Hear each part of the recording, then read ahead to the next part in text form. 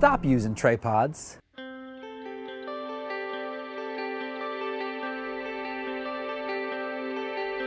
Stop using tripods when you don't need to.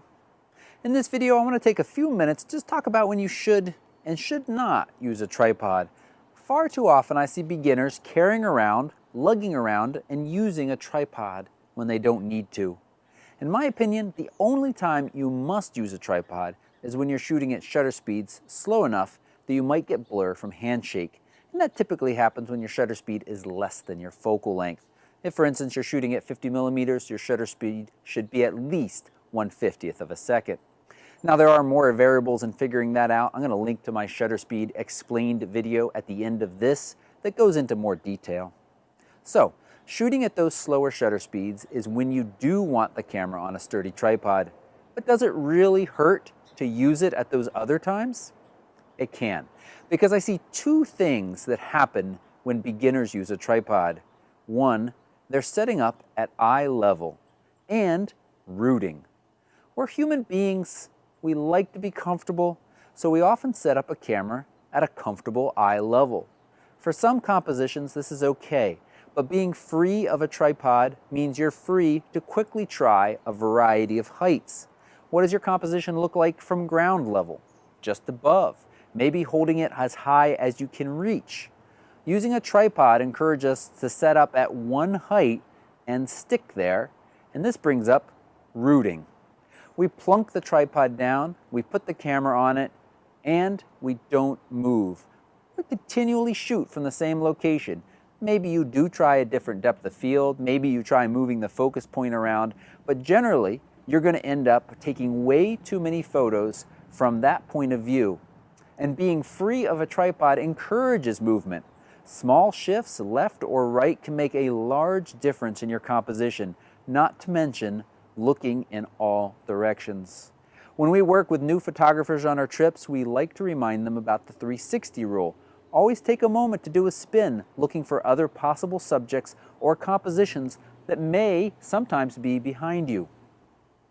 And shooting with a tripod is often friction to these movements and potentially holding you back from a better shot, a better composition. But there are a few scenarios outside the slow shutter speed where a tripod can be helpful. Number one, shooting a bracketed series of exposures for HDR later.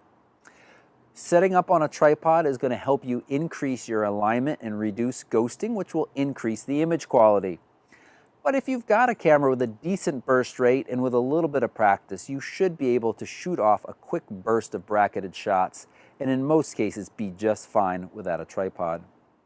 In another scenario, a more careful, slower ability to set up for a composition. Now, this is kind of in opposition to what I was saying a minute ago, but setting up on a tripod makes it easier to really study your composition, leveling your horizon, scanning the frame for distractions, and it lets you take multiple images, adjusting slightly.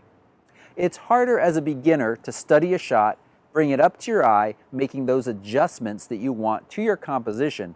It is possible, but it's a little bit harder. Just don't get rooted in the same spot. And three, working with really heavy lenses, it can be really nice to have some support there, even if you remain above the shutter speed rule, just simply for your arms. So there are certainly valid reasons for using a tripod, but as beginners, I want you to be aware of the drawbacks and hope you're going to keep those in mind as you're photographing. A couple of quick tripod tips. The first one, always turn off image stabilization when you have your camera on a tripod. At some shutter speeds, with some lens stabilization systems, there can actually be a negative feedback that will blur your pictures. I also like to put one of my tripod legs under the lens. This just kind of increases the stability of the setup, but I still never, ever walk away from a tripod with my camera on top unless I am 110% sure it is completely stable. And that's usually only when the tripod is set up at its lowest and widest settings. Too often, I've seen scary situations. I also like to position the tripod plate release under the lens, making it harder to accidentally grab. There are times in the dark I thought I was adjusting the ball head when really I was loosening the plate. Fun times.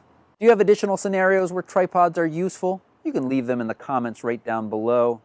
These days, because of all the travel I'm doing, I'm happy carrying around the MeFoto Carbon Fiber Road Trip. It does offer a nice blend of portability and stability. You can see several other recommendations at different price points in the link below.